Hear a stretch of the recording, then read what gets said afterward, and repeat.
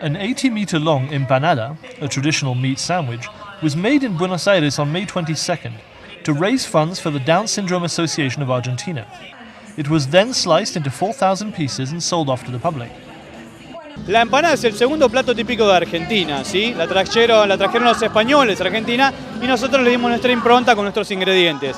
Hoy somos 10 maestros pizzeros con casi 100 alumnos que están colaborando para hacer una empanada de 80 metros. Throughout the charity event, the chefs tried to realize their dream of making the largest empanada ever made in Argentina.